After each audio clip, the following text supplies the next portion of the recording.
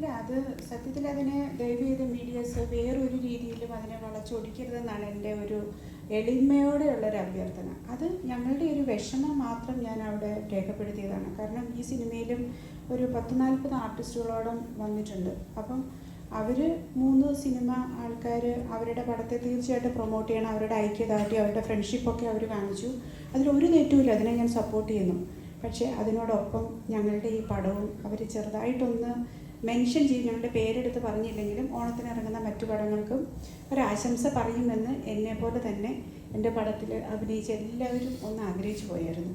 അതിൻ്റെ ഒരു വിഷമം എല്ലാവരും രേഖപ്പെടുത്തുകയും ചെയ്തു. അപ്പോൾ അത് എല്ലാവരുടെയും പ്രതിനിധിയായിട്ട് നിന്നിട്ട് ഞാനത് അറിയിച്ചു എന്നേ ഉള്ളൂ. അതിനെപ്പറ്റി ഇനിയൊരു ഡിസ്കഷൻ ഇവിടെ ആവശ്യമില്ല.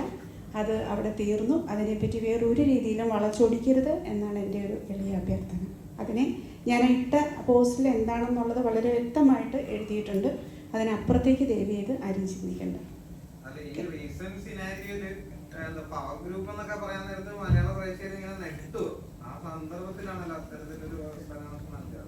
എന്ത് പരാമർശം? ഞാൻ വ്യക്തമായിട്ട് എഴുതിയിട്ടുണ്ടല്ലോ.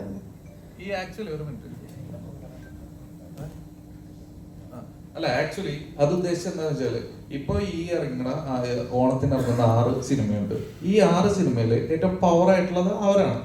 വലിയ പ്രൊഡക്ഷൻ കമ്പനി അല്ലെങ്കിൽ ഇപ്പോ യൂത്ത് ആയിട്ട് ഇപ്പൊ ഹിറ്റ് അടിച്ചിട്ട് നിൽക്കണ ഇത്.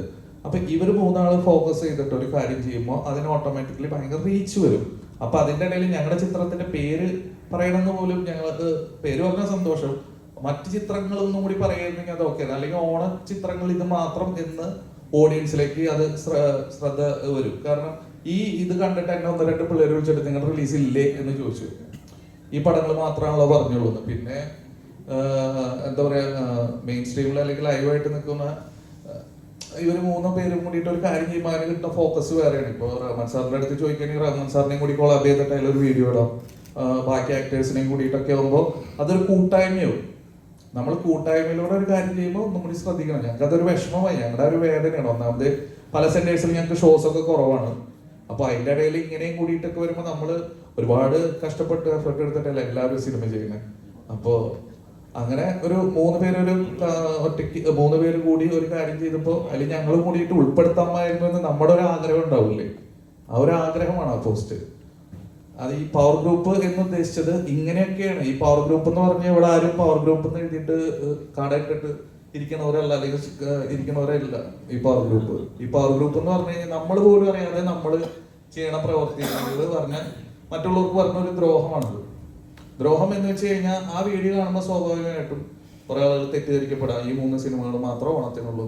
അപ്പൊ അത് ഒന്ന് ക്ലിയർ ചെയ്തു എന്ന് മാത്രമാണ്. ഞങ്ങളൊരു വേദന പറഞ്ഞു എന്ന് മാത്രം.